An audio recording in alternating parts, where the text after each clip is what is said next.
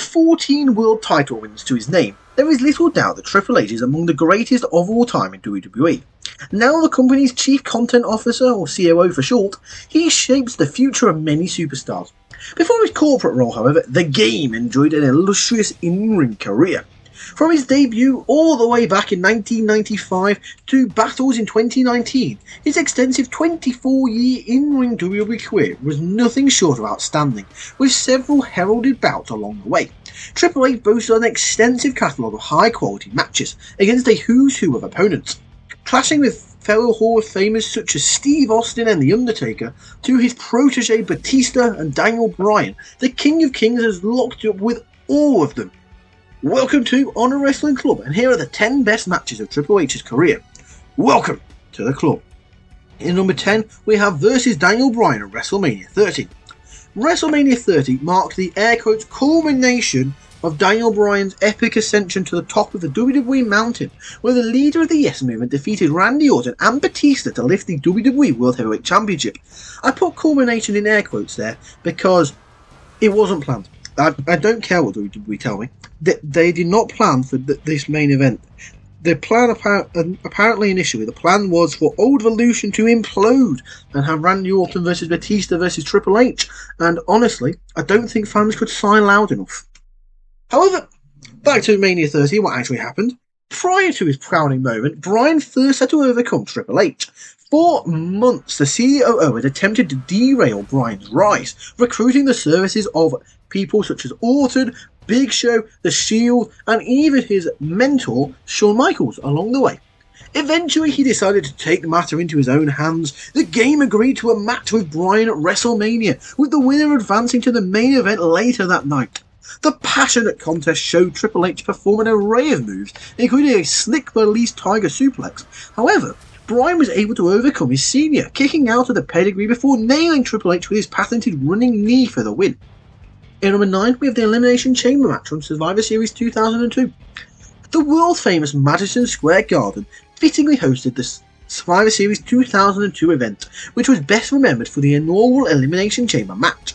Raw General Manager Eric Bischoff was determined to one-off his SmackDown counterpart Stephanie McMahon and produce the Elimination Chamber concept, where 6 participants would compete for Triple H's World Heavyweight Championship. Well, 5 extra ones, including 6 including Triple H. The Game had to take on a who's who of people who he'd beaten up in the past few months, including Booker T, Chris Jericho, Kane, Rob Van Dam, and Shawn Michaels, and they went to war inside the steel chains. Despite suffering a legitimate injury to his throat following RVD's frog splash, which is very early in the match, by the way, Triple H somehow managed to, against all the sense of biology and science, made it to the final 2. He would go back and forth for a few minutes with Michaels, however he would eventually succumb to a sweet chin music and take the pinfall as Michaels would gain his 4th and final world title. Speaking of Michaels, we have in at number 8 is versus Shawn Michaels at SummerSlam 2002. D-Generation X was a dominant force in the Attitude Era. They're not as important as they'll tell you they are, but they're entertaining. When Michaels returned to WWE following a 4-year mini-retirement, it only made sense when he asked to reform the stable with Triple H.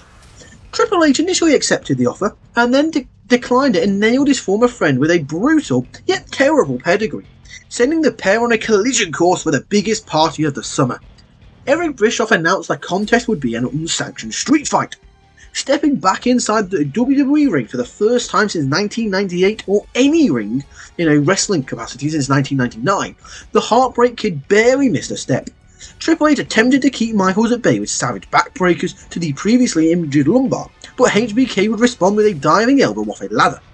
Triple H would counter a sweet chin music into a pedigree attempt, however Michaels would reverse with a quick jackknife pin for a surprise victory in the Ruthless bout. And number 7, we have versus Batista from Vengeance 2005. After defeats to both WrestleMania 21 and Backlash to Batista, Triple H decided to make it a trilogy and would challenge the World Heavyweight Champion to a 3rd and final showdown inside Hell in a Cell. Attacking Batista with his signature sledgehammer, the Animal had little choice but to accept his former Evolution teammate's request. When the cage lowered in Las Vegas, the rivals engaged in a brutal encounter. This was a blood-soaked Triple H, and he was unrelenting as he would attack the champion with a chain and the barbed wire wrapped chair. And honestly, that chair deserves his own, now featuring the chair credit in this match.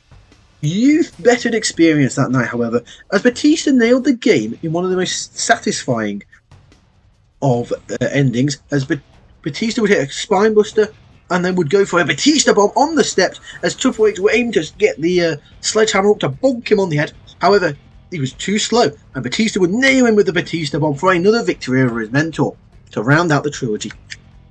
In number 6, we have With Steve Austin versus Chris Jericho and Chris Benoit on the 21st of May 2001 edition of Raw. On paper, this contest is a mouth-watering affair. 4 top stars competing for the tag team championships. What's not to love? Regrettably, the match is infamous for the injury Triple H suffered midway through-ish. The tone was immediately set for the main event with high-energy, chaotic action.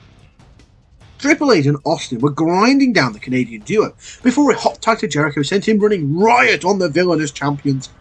He would lock Austin into the walls of Jericho. Triple H came to make the save to stop his partner from tapping out, as tag team matches and stuff. As he ran in to break the submission, however, the Cerebral Assassin tore his left quad muscle, which rendered him unable to put any weight on his leg. As we've learned already from this list, Triple H is one rough, tough son of a beaster. However, and unbelievably, he just continued going as planned, manoeuvring with Jericho to the next spot where Triple H would get locked in the walls of Jericho on the announce table, placing considerable stress on his quads. Like, genuinely, Triple H, are you okay? Whilst the career-threatening injury put Triple H on the sideline for a prolonged period the rest of the year, his eventual return is one of WWE's most epic moments, and we got an amazing match out of it. In number 5, we have versus The Undertaker from WrestleMania 28. Dubbed the end of an era, Triple H and The Undertaker would go one-on-one for the second consecutive WrestleMania, and their third overall at WrestleMania. Being unable to leave on his own accord the year prior, Undertaker was determined to set things right, offering Triple H one last chance to break his storybook streak inside of Hell in a Cell. Soon after, Shawn Michaels got revealed as a special guest referee, just to, the extra little bit of spice on there. The match quickly escalated, as these stars exchanged big moves and weapon assaults. Undertaker was able to overcome multiple sledgehammer shots, 2 pedigrees, and the sweet chin music from Shawn Michaels into a pedigree on Triple H to nail Triple H with 2 tombstone pile drivers and extend the streak to 20-0. The most iconic moment of the segment came post-match when the 3 legends embraced on the stage in a big cuddle. Aww. In number 4, we have versus Steve Austin from No Way Out 2001. When the King of Kings was revealed as the mastermind behind a car accident, which the kayfabe put Steve Austin out of action for 9 months, that was after Rikishi's heel turn had failed, the duo cost each other in subsequent WWF title matches. Deciding that enough was enough, Vince McMahon signed a 2 out of 3 falls match for the pair to settle their differences. The first fall would be a straight-up singles contest, which went to Austin after he Triple H with the Stone Cold Stunner. A street fight immediately followed. This time Triple H countered Austin's finisher with a sledgehammer shot before hitting the rattlesnake with a pedigree to tie the contest. The steel cage was lowered for the deciding third fall. Granted, the 3 stages of Hell match. This is a tangent. However, it's a very fun match. Okay. However, it's very much how like a child would book their wrestling. When you're playing with your action figures.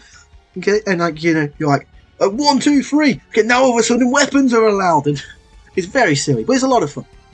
However, speaking of the third fall, the electric crowd got to witness both men kick out of each other's finishers before the Bloody Warriors simultaneously nailed one another with weapons. Triple H's limp body just fell on top of the unconscious Austin, and he would end up winning the third fall to wrap up one of WWE's most vicious rivalries, about a month or so before they would form the 2-man power trip. In number 3, we have versus Cactus Jack from No Way Out 2000. Triple H guaranteed Cactus Jack one final shot at the WWF Championship, with the latter agreeing to retire if he couldn't capture the gold from the Cerebral Assassin. Jack was allowed to choose the stipulation, and the belovedly sadistic Hall of Famer picked Hell in a Cell. We're taking a trip down memory lane with our top pick, For the greatest Attitude Era matches of Triple H's career, as they come from the late 90s, early 2000s. The main event face-off featured several deadly weapons utilised inside the cell, most notably a 2x4 piece of timber wrapped in barbed wire which was eventually set on fire. Okay then.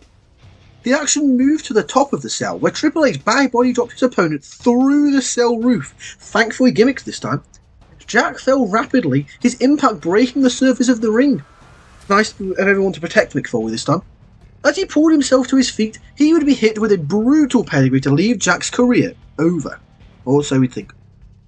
In number 2, we're sticking with Cactus Jack again, as this time we have their street fight from the Royal Rumble 2000. 1 month before their showdown at No Way Out, Triple H and Cactus Jack clashed at the Royal Rumble event. The recently reinstated Mankind demanded a shot at Triple H's WWF Championship.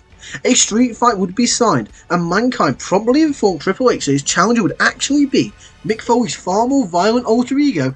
I think you know the guy. Cactus Jack. They brawled all over MSG, making use of the ring bell, trash cans, and trusty 2x4s. Triple H would demobilise Jack with a pair of handcuffs. With Triple H distracted by The Rock, Jack would be freed, before introducing the dreaded thumbtacks. It would take 2 pedigrees, the second of which drove Jack's skull onto the thumbtacks. Mick Foley, are you okay? And Triple H put his rival away and retained his title, and would come out of this match with so much credibility coming out of his nose, and that's like a lot of credibility. And at number 1, we have versus Shawn Michaels versus Chris Benoit from WrestleMania 20. Triple H's number 1 masterpiece came at WrestleMania's 20th anniversary. A series of draws between Triple H and Shawn Michaels was further enhanced by the addition of the Royal Rumble Chris Benoit to the feud. They would collide in the main event. The 3 stars exchanged signature submission holds and moves throughout the contest. Benoit locked Michaels into the crippler crossface, with Triple H saving the match just as the Heartbreak Kid looked ready to tap out. A huge pedigree on HBK seemed to have the match wrapped up for Triple H, but Benoit broke up the pin at the last moment. Attempting a pedigree on the Rabid Wolverine didn't go as planned. Benoit would reverse and lock Triple H into an inescapable crippler crossface. This was the first time ever that a WrestleMania main event ended in submission. And that's all for this video. So what do you think? What's your favourite Triple H match? Be sure to let us know in the comment section down below. If you've enjoyed this video, be sure to give it a thumbs up and click the subscribe button if you are new around here. That's all for now. Just like to thank you for watching, and we'll see you later. Welcome to the club.